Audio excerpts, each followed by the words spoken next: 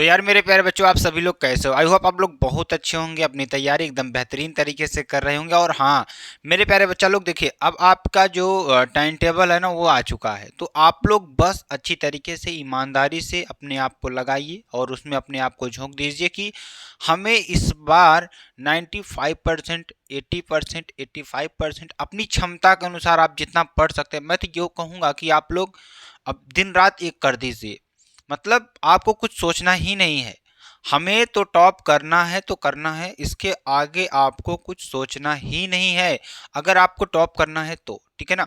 तो ज़्यादा समय नहीं लेंगे आपको हम। देखिए कुल मिलाकर आपको मॉडल पेपर बताने आए हैं यहाँ पर, जो कि इस साल देखिए आपको बताना ज़रूरी इसलिए है क्योंकि ये 2024 में आपको रसायन विज्ञान का जो मॉडल पेपर है ना ये जारी किया गया था।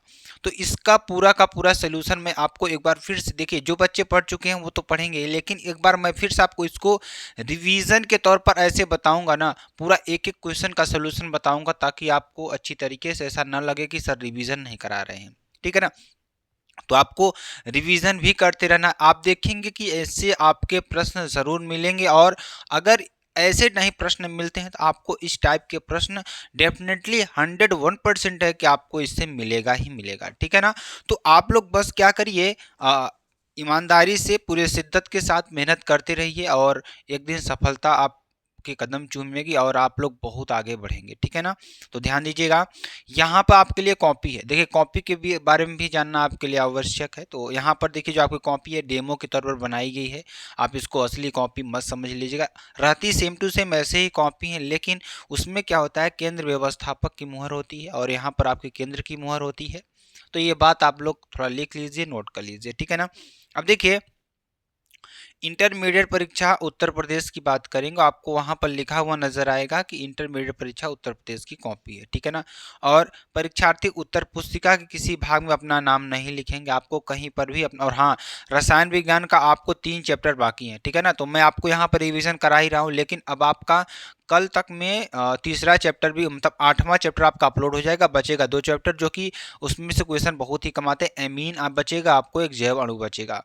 तो 8वां चैप्टर लगभग आपका कंप्लीट हो चुका है। वीडियो आज आपको या कल ऐप में जो बच्चे कोर्स लिए हैं उनको मिल जाएगी, और इन सब की पीडीएफ भी आपको मिलती रहेगी समय समय पर, जो कि टेलीग्राम चैनल हमारा है वहाँ पे एसकेएम स्टडी पे। ठीक है ना।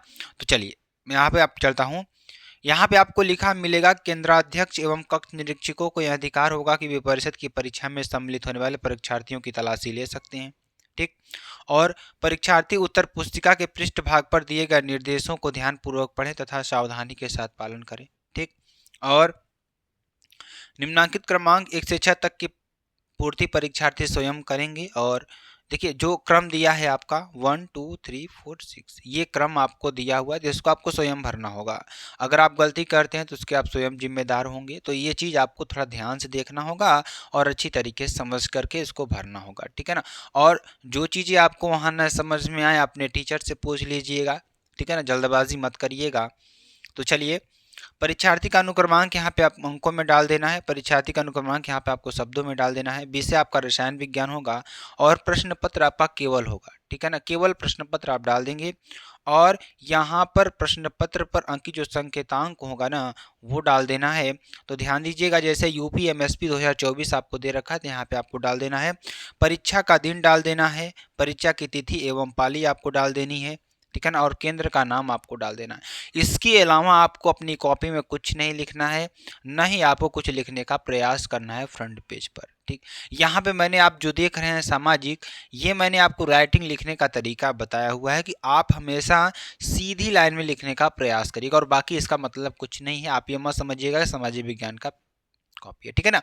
चलिए अब देखिए, यहाँ पर आपके लिए मॉडल पेपर में जो प्रश्न दिए गए हैं उन प्रश्नों को यहाँ पर आपको आंसर सहित बताने का प्रयास करूँ। आप अगर मॉडल पेपर चाहते हैं तो मॉडल पेपर आपका आज डल जाएगा, जो कि आपका मॉडल पेपर आपको पूरा पड़ जाएगा। कहाँ पर? टेलीग्राम चैनल पर आप देखेंगे तो वहाँ पर आपका मॉडल पेपर यूपी एमएसपी का 2024 का पड़ा रहेगा। ठीक है ना। तो प्रश्न नंबर 1 के क की बात करेंगे तो यहाँ पर देखिए पहला प्रश्न क्या है, यदि एक प्रोटीन के 200 सेंटीमीटर क्यूब जलीय विलयन में 1.26 ग्राम प्रोटीन है तथा 300 केल्विन पर इस विलयन का परासरण दाब 2.57 इंटू 10³ बार है तो प्रोटीन का मोलर द्रव्यमान क्या होगा। हालांकि मेरे प्यारे बच्चों इसको सॉल्व करना है, लेकिन मैं आपको यहाँ पर आंसर बताने का प्रयास करूंगा। और देखिए अब आपके पास समय कम है, इसको आप लोग सॉल्व करिएगा, आपके टीचर्स होंगे आपके क्लास में, अंततः मैं आपको सॉल्व कराऊंगा ही। तो इसका आप आंसर जान लीजिए 61.038 ग्राम मोल की पावर -1, ठीक है ना। अब ख नंबर की बात करेंगे। ख नंबर में देखिए क्या है, संक्रमण तत्वों की मूल अवस्था में नीचे दिए गए डी इलेक्ट्रॉन विन्यासों में कौन सी ऑक्सीकरण अवस्था अस्थायी होगी। तो इसमें आपको 4 ऑप्शन दिया होगा, जो कि उसमें से आपका आंसर कौन सा सही था, 3D5।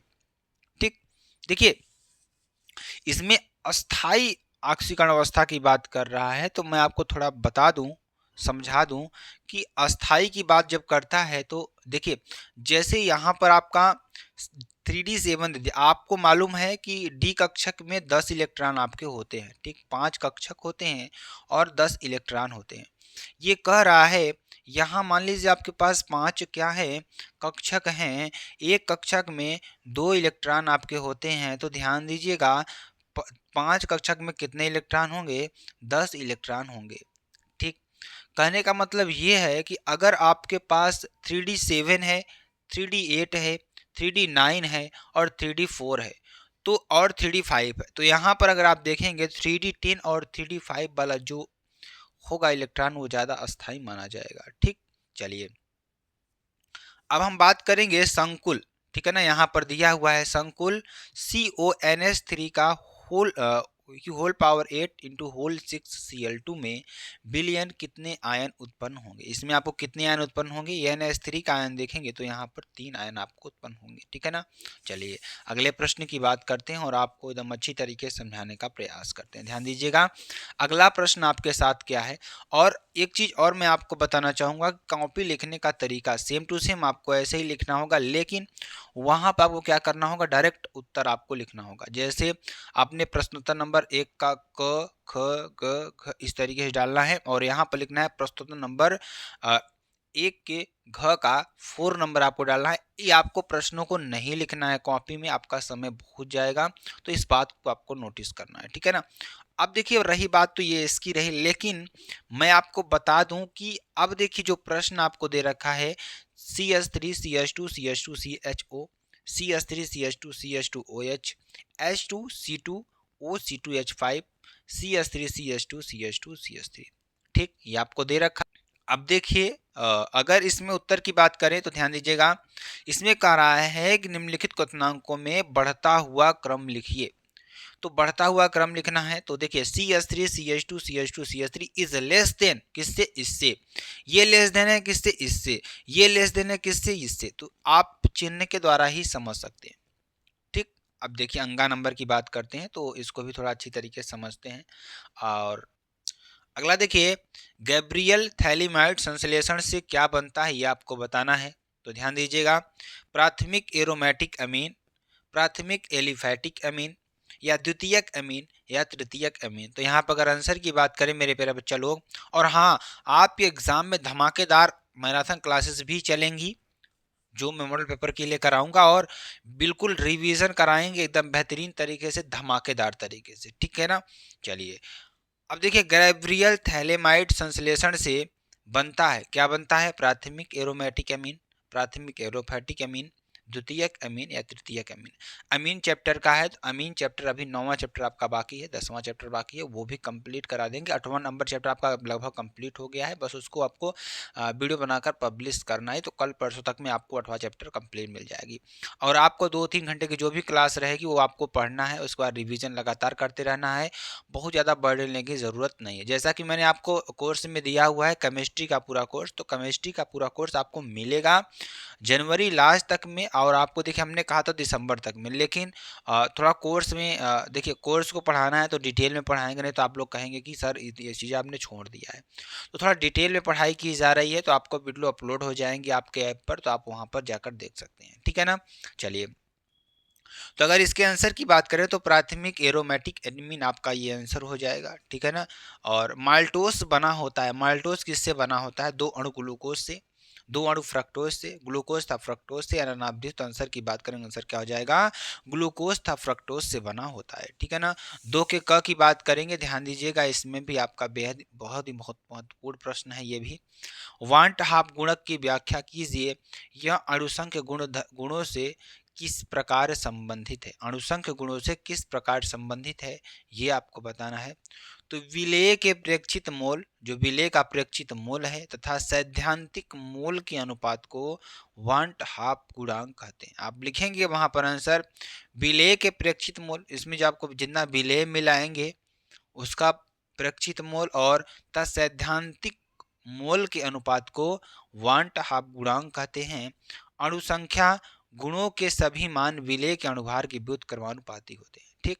और अनुप्रयोग की अगर इसके हम बात करें तो एक थर्मोडायनेमिक प्रणाली में राज्य कार्यों में परिवर्तन का पता लगाने के लिए वांट हाफ समीकरण का व्यापक रूप से उपयोग किया जाता है, ठीक, किया गया है।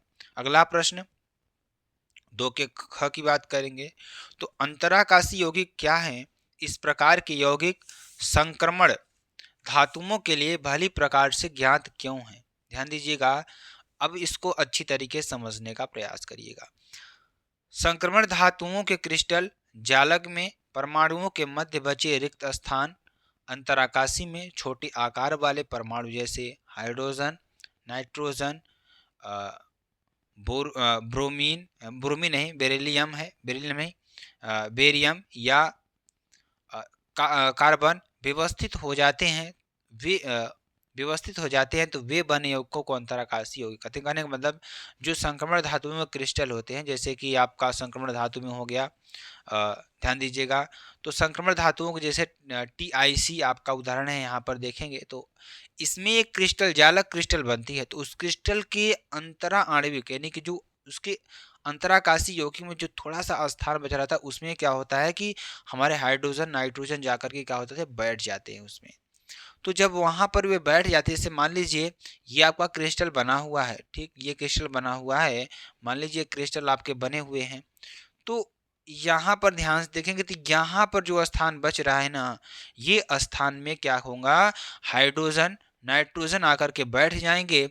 तो इसी को हम क्या कहते हैं, अंतराकाशी यानी अंतराकाशी यौगिक कहते हैं, ठीक है ना। जैसे एग्जाम्पल तौर पर मैं बताना चाहूंगा कि जैसे TiCmN4n, ठीक है ना, इत्यादि इन यौगिकों में धातुओं की कोई सामान्य ऑक्सीकरण अवस्था नहीं होती है। प्रश्न की बात करेंगे तो स्पेक्ट्रमी रासायनिक श्रेणी क्या है, स्पेक्ट्रमी रासायनिक श्रेणी क्या होती है, जब लिगेंड को उनकी बढ़ती हुई CFSE यानी क्रिस्टल क्षेत्र विपाटन ऊर्जा, ठीक है ना, तो ये आपका क्रिस्टल फील्ड सरफेस एनर्जी, आपकी जो इसका लिखेंगे फुल फॉर्म क्या लिखेंगे, क्रिस्टल फील्ड सरफेस एनर्जी यानी क्रिस्टल क्षेत्र विपाटन ऊर्जा, या आपकी जब लिगेंड में उनकी बढ़ती हुई CFSE यानी क्रिस्टल क्षेत्र विपाटन ऊर्जा के क्रम में व्यवस्थित किया जाता है, मतलब जैसे जैसे उनकी ऊर्जाएं होती हैं वैसे उनको जब व्यवस्थित करते हैं तो प्राप्त श्रेणी को स्पेक्ट्रमी रासायनिक श्रेणी कहते हैं, ठीक। और दुर्बल क्षेत्र जैसे लिगेंड के लिए डी कक्षकों का विपाटन कम होता है और इसलिए डेल्टा की पावर 0 का मान कम होता है, ठीक है ना। 2 के घ की बात करेंगे तो ये भी प्रश्न आपके लिए बेहद इंपॉर्टेंट है, तो ये आपको खोजना है और पढ़ना है। छोटा सा प्रश्न है, आप लोग ये मत कहिएगा कि सर ने आपने नहीं बताया। ये प्रश्न आपके पास अभी टाइम है तो आप खोज कर करिएगा, नहीं तो हम तो करवाएंगे ही करवाएंगे।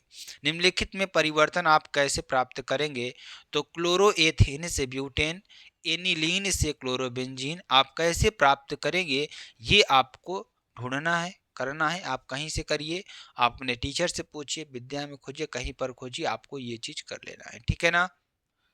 अगला प्रश्न ध्यान दीजिएगा, अगला प्रश्न आपके लिए बेहद इंपॉर्टेंट है। 45 ग्राम एथिलीन ग्लाइकाल, कितना, 45 ग्राम एथिलीन ग्लाइकाल C2H6O2 को 600 ग्राम जल में घोला गया, कितने, 600 ग्राम जल में घोला गया, तो गणना कीजिए हिमांक में यौनमन विलयन का हिमांक, ये आपको निकालना है। 2 चीज आपको दिया हुआ, चलिए इसको सॉल्व करते हैं, ठीक है ना। तो डब्ल्यू बी, अगर कहीं पर आपको डब्ल्यू बी आ गया, मैंने आपको पहले ही बताया था, जहां पर बी आए वहां पर विलेय होता है, और जो डब्ल्यू ए है वो हमारा विलायक का काम करेगा, ठीक है ना। तो डब्ल्यू बी 45 ग्राम विलेय आपका होगा, इसमें 45 ग्राम क्या होना चाहिए, एथिलीन ग्लाइकॉल, ठीक है ना। C2H6O2 आपका ये क्या है, ये आपका है विलेय है, जिसका नाम क्या है, एथिलीन ग्लाइकॉल है, ठीक। डब्ल्यू ए क्या है, 600 ग्राम, ये आपका विलायक होगा। तो विलेय यानी कि C6H6O2 का आणविक द्रव्यमान एम बी 24 + 6 + 32 बराबर 62 ग्राम मोल की पावर -1। ये आपको सॉल्व करना है कि इसका जो आणविक द्रव्यमान होगा वो कितना होगा। तो आणविक द्रव्यमान कैसे निकालते हैं मेरे प्यारे बच्चा लोग, ये आपको मैं बताना चाहूंगा। तो इसका आणविक द्रव्यमान देखिए 24, ठीक है ना, और 6, और यह हो जाएगा 32, ठीक है ना। तो ये आपका हो जाएगा 62 ग्राम मोल की पावर -1, ठीक है ना। तो ये आपका हो जाएगा। तो यहां से अगर हम निकालना चाहेंगे हिमांक में अवनमन, तो डेल्टा टी एफ हिमांक में अवनमन निकालेंगे की एफ इंटू डब्ल्यू बी 1000 बटे, यहाँ पर क्या हो जाएगा, यहाँ पर आपका हो जाएगा, ध्यान दीजिएगा एक चीज और आप लोग थोड़ा ध्यान दीजिएगा, इसमें थोड़ा गलती हुआ है, यहाँ पर 6 नहीं होगा, यहाँ पर 2 होगा, क्योंकि इसका फार्मूला आप ऊपर देख रहे हैं ना, कितना है, C2H6O2, ठीक है ना। इसी कारण से यहाँ पर क्या लिखा गया है, क्या लिखा गया है, सी का जो परमाणु द्रव्यमान होता है सी इंटू, यानी 6 इंटू आपका क्या हो जाएगा, यहाँ पर अगर देखा जाए 12, इसका क्या होता है, 12 होता है 12 इंटू क्या हो जाएगा 2, उसके बाद प्लस लिखेंगे, हाइड्रोजन का 1 होता है 1 इंटू 1, फिर प्लस लिखेंगे, ऑक्सीजन का 16 होता है इंटू 2। तो यहाँ पर सॉल्व करेंगे तो 12 दूना 24, 1 छिक्का यानी 1 छिक्का 6, और 16 दूना 32, इस तरीके से यहाँ पर आया हुआ है। तो 62 ग्राम मोल की पावर -1, ठीक है ना। हिमांक में अवनमन की बात करेंगे डेल्टा टी एफ, ये आपका फार्मूला हो जाएगा। तो यहाँ पर सारे मान को जब पुटअप करेंगे तो यहाँ पर आपका आंसर क्या निकल कर आएगा मेरे प्यारे बच्चा लोग, 2.25 केल्विन, यानी शुद्ध जल का जो हिमांक होगा डेल्टा टी एफ 273.15 केल्विन। तो बिलियन का जो हिमांक होगा delta T F minus delta T F, तो यहाँ पर क्या हो जाएगा 273.1 आपका आंसर हो जाएगा, ठीक। अगले प्रश्न की बात करेंगे तो निम्नलिखित अभिक्रियाओं में प्रयुक्त अभिकर्मकों के नाम लिखिए, ठीक है ना। और प्राथमिक एल्कोहल का कार्बोक्सिलिक अम्ल से ऑक्सीकरण, ठीक है ना। प्रोपेन 1 आल का प्रोपेन में परिवर्तन कैसे होगा, देखिए ध्यान दीजिएगा, ROH CH3 CH2OH। तो यहाँ पर आपको एक उत्प्रेरक ले लेंगे, क्या लेंगे, K2Cr2O7 की MnO4, ठीक है ना। जब इसकी क्रिया कराएंगे तो क्या बनेगा, ध्यान दीजिएगा, ROH का मतलब यहाँ पर आप समझ लीजिएगा, ध्यान दीजिए, क्योंकि OH के साथ क्या जुड़ा है, एक एल्किल ग्रुप जुड़ा हुआ है CH3 CH2, जिसे आप क्या कहेंगे, यहाँ पर इसको अगर देखा जाए C2H5 यानी कि एथिल एल्कोहल या एथेनॉल होगा आपका। जब ये KMnO4 की उपस्थिति में क्रिया करेगा तो CH3 COOH आपका बना देगा, ठीक है ना। उसी तरीके से CH3 CH2 CH2OH और 84% H3PO4 की उपस्थिति में 440 केल्विन पर इसको गर्म करेंगे तो CH3CH डबल बॉन्ड CH2 आपका बन जाएगा, ठीक है ना। 3 के ग की बात करेंगे। अगला प्रश्न ध्यान दीजिएगा, निम्नलिखित में विभेद आपको करना है, एस्टल्डिहाइड तथा एसीटोन में क्या अंतर होगा, ठीक है ना। और ध्यान दीजिएगा, और एसिटोफिनान जो होता है एवं बेंजीफिनॉन, ठीक है ना। तो चलिए, एस्टल्डिहाइड जो हमारा होता है ना, क्या होता है, CH3CHO, ये NaOH की उपस्थिति में क्रिया करेगा तो कोई अभिक्रिया नहीं देता, ये आपको लिखना है, ठीक है ना। और जो एसिटोफिनोन होता है ये 4Na OH प्लस 3I2 के ऊपर जब क्रिया करेगा तो यहाँ पर CH3I3 CHI3 प्लस CH3COONA और प्लस 3NaI प्लस 3H2 आपका दे देगा, ठीक है ना। चलिए अगला 3 के घ की बात करेंगे तो DNA में पाई जाने वाले 4 क्षारकों की संरचना चित्र बनाइए, ये आपको करना है। तो चलिए इसको मैं थोड़ा सॉल्व करता हूँ। यहाँ पर देखिए, ये आपको 4 मिलेंगे, पहला साइटोसिन, दूसरा थाइमिन, तीसरा गुआनिन, चौथा क्या हो जाएगा, एडिनिन, ठीक है ना। तो इन चारों की संरचना आपको बना लेना है जो कि आपके सामने स्पष्ट है, ठीक है ना। ये आपको अच्छी तरीके से बना लेना है, लिख लेना है। अगर आपसे पूछता है तो डीएनए की चारों संरचनाएं कौन कौन सी होती हैं, साइटोसिन, थाइमिन, गुआनिन, एडेनिन, इन चारों को आपको कर लेना है, ठीक है ना। 4 के क की बात करेंगे और ये भी प्रश्न आपके सामने है, आपके दृष्टि के सामने है, और आपको बेहतरीन तरीके से अगर मैं बताना चाहूँ और आपको समझाना चाहूँ तो यहाँ पर देखिए, आसवन के द्वारा शुद्ध एथेनॉल प्राप्त करना, किसके द्वारा, आसवन के द्वारा शुद्ध एथेनॉल प्राप्त करना संभव क्यों नहीं है। ऐसे द्विअंगी मिश्रणों को क्या नाम दिया जाता है, जो सामान्यतः राउल्ट के नियम से विचलन दर्शाते हैं और जिनके अवयवों को आसवन द्वारा अलग नहीं किया जा सकता। ये मिश्रण कितने प्रकार के होते हैं, ये आपको बताना है। तो ध्यान दीजिएगा, आंशिक आसवन पर इथेनॉल पानी का मिश्रण शर्करा के किण्वन द्वारा प्राप्त लगभग घोल देता है, ठीक।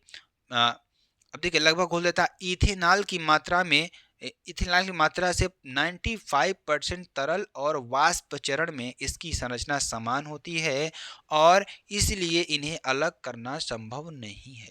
ये मिश्रण दो प्रकार के होते हैं। कौन कौन से होते हैं मैं आपको बताऊं तो न्यूनतम क्वथनांक स्थिर क्वाथी, पहला नंबर क्या हो जाएगा, न्यूनतम क्वथनांक स्थिर क्वाथी, मतलब जिनका क्वथनांक क्या हो, न्यूनतम हो और क्या हो, स्थिर रहे। तो एक विशिष्ट संरचना में न्यूनतम उबलते स्थिर क्वाथी से बड़े सकारात्मक विचलन दिखाने वाले अनादर्श विलयन, ठीक है ना, अनादर्श विलयन, उदाहरण के लिए जैसे 95% इथेनॉल और 5% पानी, ठीक है ना, ये मात्रा के अनुसार आप इसमें मिला सकते हैं।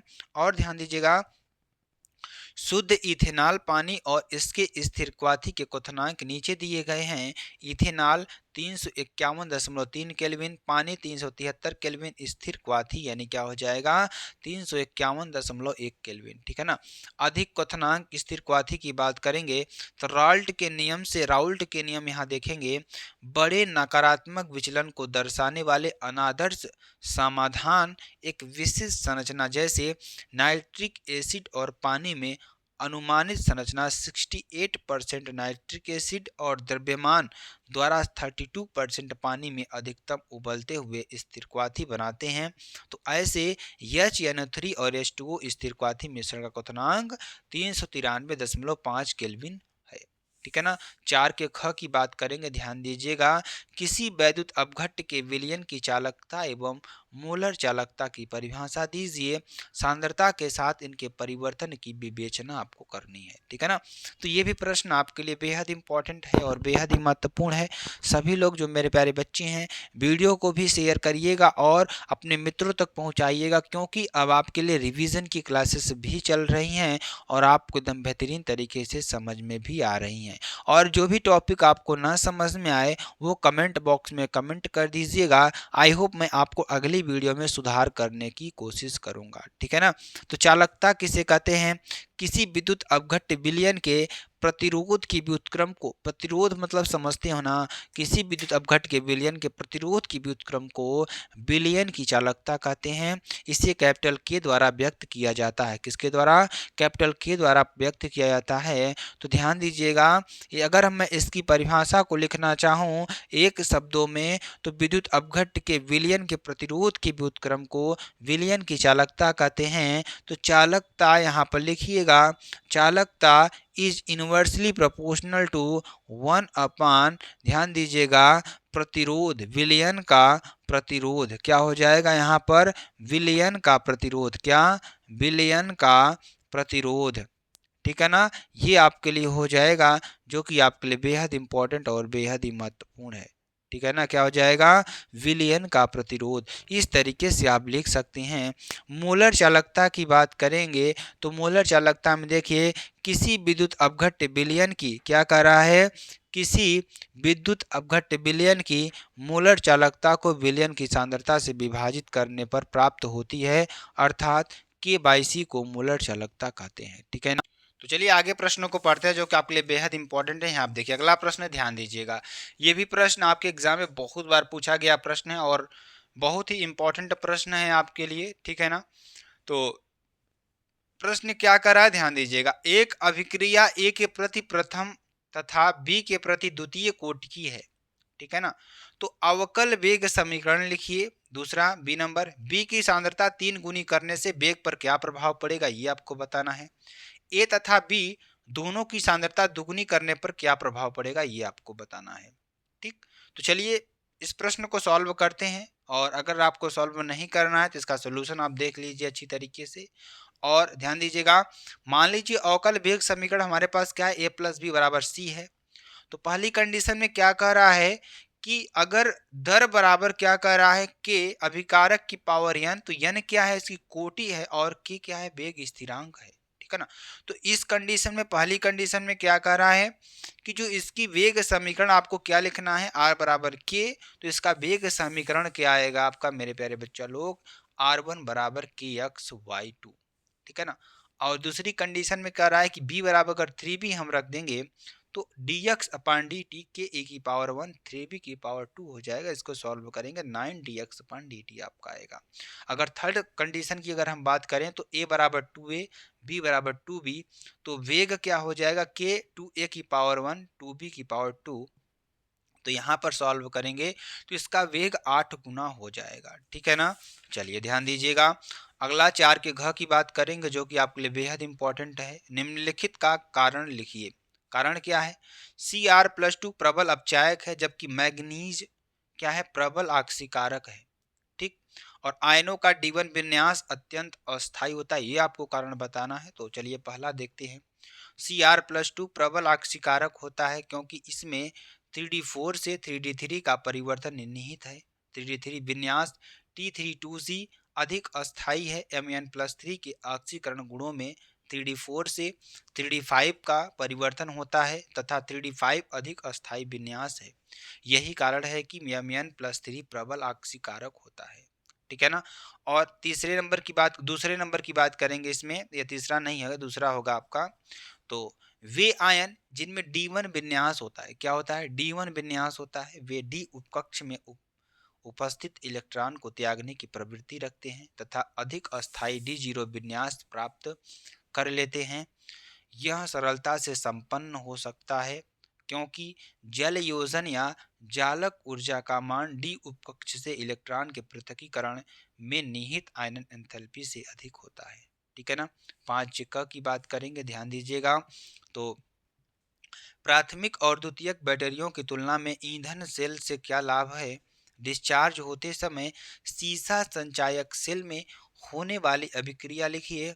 जब बैटरी डिस्चार्ज होती है तो विद्युत अपघट्य का घनत्व किस प्रकार प्रभावित होता है, ठीक है ना। तो प्राथमिक बैटरियों में सीमित अभिकारक होते हैं और वे अभिकारकों के पूर्ण उपभोग के बाद काम करना बंद कर देते हैं। इस प्रकार वे रिचार्जेबल होती हैं, लेकिन ध्यान दीजिएगा, लेकिन संचायक बैटरी चार्ज करने के लिए आवश्यक समय बहुत लंबा होता है। इस प्रकार दोनों बैटरी ऊपर बताए अनुसार संतोषजनक आउटपुट नहीं देती हैं, ठीक। चलिए ख नंबर की बात करेंगे। यह प्रश्न भी आपके लिए बेहद इंपॉर्टेंट है। क्या कह रहा है, प्रथम कोट की अभिक्रिया के वेग स्थिरांक 60 सेकंड की पावर -1 है। अभिक्रिया को अपनी प्रारंभिक सांद्रता से 1/16वां भाग रह जाने में कितना समय लगेगा, ठीक। और एक प्रथम कोट की अभिक्रिया में 30% वियोजन होने में 40 मिनट लगते हैं। तो टी हाफ की गणना करना है आपको। तो प्रथम कोट की अभिक्रिया के बराबर 60 दे रखा है और ए बराबर 1 है, ठीक। और ए माइनस यक्स बराबर 1/16, कितना, ए माइनस यक्स बराबर 1/16। तो ध्यान दीजिएगा टी का मान यहाँ पर निकालना है। तो के बराबर क्या होता है, 2.303 अपान टी लॉग ए अपान ए माइनस यक्स। तो यहाँ से ध्यान दीजिएगा के का मान दे रखा है 60 बराबर 2.303 अपान टी लॉग 16। तो टी बराबर क्या हो जाएगा, 2.303 अपान 60 लॉग 2 की पावर 4। तो टी बराबर क्या हो जाएगा, 2.303 इंटू 4 इंटू 0.301 अपान 60 बराबर क्या हो जाएगा, 4.6 इंटू 10⁻2 सेकेंड आपका आंसर आ जाएगा, ठीक। चलिए मुख्य अवधारणा की बात करेंगे। तो मुख्य अवधारणा टी हाफ बराबर 0.693 अपान के। तो यहाँ पर क्या हो जाएगा, के बराबर 2.303 अपान टी लॉग ए अपान ए माइनस एक्स बेस 10 आपको यहाँ पर लिखना है। जब इसको सॉल्व करेंगे तो टी हाफ बराबर क्या आएगा, 77.7 मिनट आपका आ जाएगा आंसर, ठीक है ना। चलिए अगले प्रश्न की बात करते हैं। यह भी प्रश्न बहुत ही बेहतरीन है, बहुत ही बार पूछा गया प्रश्न है। ग्लूकोज तथा फ्रक्टोज के दो समान रासायनिक गुणों के समीकरण आपको लिखना है और विटामिन ए व सी हमारे लिए क्यों आवश्यक है, इसके महत्वपूर्ण स्रोत आपको लिखना है, ठीक है ना।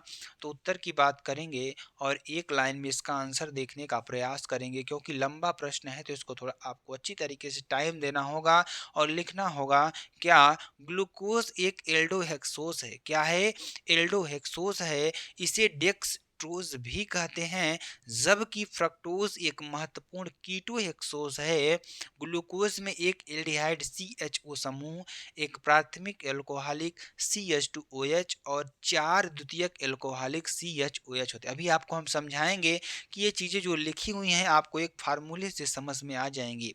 ध्यान दीजिएगा, समूह एक प्राथमिक एल्कोहलिक CH2OH और 4 द्वितीयक एल्कोहलिक CHOH समूह हैं। फ्रक्टोज में कीटो समूह उपस्थित होता है। फ्रक्टोज की चक्रीय श्रृंखला एक अंतराणुक हेमिकीटल के निर्माण द्वारा निर्मित मानी जाती हैं। हेमिकीटल के निर्माण में C6 परमाणु पर उपस्थित OH समूह C2 परमाणु पर उपस्थित कीटो समूह से संयोग करता है, ठीक है ना। तो ये रहा है आपके सामने एग्जाम्पल। अगर आप देखेंगे, अगर ग्लूकोज की संरचना को देखना चाहेंगे एक नज़र में, तो CHO देखिए एक आपको दिखेगा और OH देखिए 1 2 3 4 और 5 आपको OH समूह दिखेंगे। इस तरीके से मैं अगर फ्रक्टोज की संरचना पर एक नज़र डालूं तो ध्यान दीजिएगा, इसमें आपको एक कीटोन समूह दिखेगा, बाकी 1 2 3 4 5 आपको कीटोन समूह दिखाई देंगे, ठीक है ना। चलिए दूसरे नंबर पॉइंट की बात करते हैं। तो विटामिन ए तथा विटामिन ए का उपयोग इम्यूनिटी बूस्टर करने के लिए आवश्यक है तथा विटामिन सी का कोशिकाओं को फ्री रेडिकल्स से होने वाले नुकसान से बचाने में इसकी महत्वपूर्ण भूमिका होती है। तो विटामिन ए का स्रोत गाजर, मक्खन, दूध, पालक, यहाँ पे मक्खन, दूध, पालक, पनीर आदि होता है। अगर विटामिन सी की बात करें मेरे प्यारे मित्रों, तो स्रोत खट्टे रसदार फल होते हैं, आंवला होता है, संतरा होता है, टमाटर होता है और कटहल, पुदीना, मूली के पत्ते, सलजम आदि ये सारे क्या होते हैं, विटामिन सी के स्रोत होते हैं। और मैं आपको बताना चाहूँ तो ये चीज़ देखिए, अगर आप के शरीर में कोई चीज़ विटामिन सी की कमी हो रही है तो आप इन चीज़ों को खाइए, ठीक है ना। प्रश्न नंबर 5 घ की बात करेंगे। तो द्विदंतुर तथा उभय तंतुर लिगेंड से क्या तात्पर्य है, ये आपको बताना है। कीलेट के प्रभाव से क्या तात्पर्य है, ये आपको बताना है। तो चलिए इसका आंसर भी मैं लिखने का प्रयास करता हूँ। तो ध्यान दीजिएगा, जब लिगेंड धातु आयन से दो दाता परमाणुओं द्वारा परिबद्ध होता है तो उसे द्विदंतुर लिगेंड कहते हैं। द्विदंतुर द्विदंतुर आदि लिगेंड धातु आयन के साथ कीलेट बनाकर संकुल को अस्थायित्व प्रदान करते हैं। कीलेट के कारण अस्थायित्व पर पड़ने वाले इस प्रभाव को कीलेट प्रभाव कहते हैं। जैसे NiNH3 का होल 6 की पावर 2 प्लस तथा NiEN की होल थ्राइस की पावर 2 प्लस कीलेट प्रभाव के कारण अधिक अस्थायी संकुल हैं। और ये प्रश्न आपको करना है। प्रश्न नंबर 6 के क की बात करेंगे तो ये प्रश्न आपको अपने से करना है, खोज करना है, अपने मित्र से पूछिए, अपने सर से पूछिए, कहीं से भी आपको करना है। ये आपके लिए होमवर्क की बात है, ठीक है ना। और अगले प्रश्न की बात करेंगे, 6 के ख की बात करेंगे, कोल्बे अभिक्रिया क्या होती है। तो इसका नाम जर्मन रसायनज्ञ H कोल्बे के नाम पर रखा गया है, जिन्होंने इस प्रक्रिया को विकसित किया था। कोल्बे प्रक्रिया यांत्रिक रूप से कार्बन डाइऑक्साइड के साथ ग्रिग्नार्ड अभिक्रिया कर्मकों की प्रतिक्रिया के समान होती है। तो यहाँ पर देखिए, ये आपको OH2 OH ग्रुप दिखेंगे बेंजीन के साथ। CO2 की उपस्थिति में जब क्रिया करेगा NaHCO3 की उपस्थिति में क्या बन जाएगा, OH बनेगा। यहाँ पर OH और CO2H आपका बन जाएगा, ठीक है ना। चलिए ध्यान दीजिएगा, राइमर टीमर अभिक्रिया की बात करेंगे। तो जब फिनाल की क्रिया जलीय NaOH की उपस्थिति में क्लोरोफॉर्म से कराई जाती है तो यानी एलिसिल एल्डिहाइड प्राप्त होता है। इस अभिक्रिया को रायमंड टीमन अभिक्रिया कहते हैं।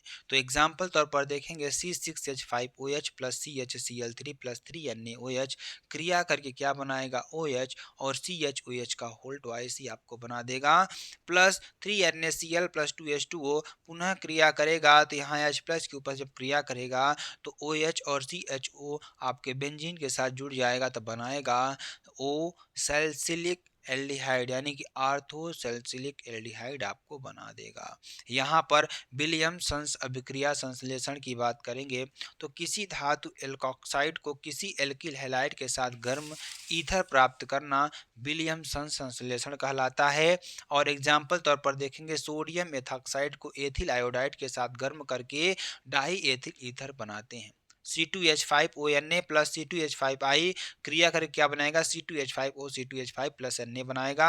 इसे आप सोडियम एथॉक्साइड कहेंगे, इसे आप एथिल आयोडाइड कहेंगे, इसे आप डाई एथिल ईथर कहेंगे। ठीक है ना।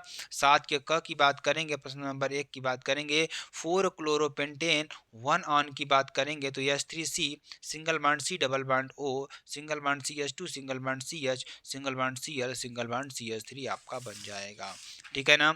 और ये अभिक्रियाएं आपको लिख लेना है, इसमें ज़्यादा समझाने वाली बात नहीं है। ठीक है ना। 7 के ख की बात करेंगे, इसको भी आपको लिखना है कि अणुसूत्र C4H11N से प्राप्त विभिन्न समावी अमीनों को संरचना लिखिए, विभिन्न युग्मों द्वारा कौन से प्रकार की समावता प्रदर्शित करते हैं। ठीक है ना।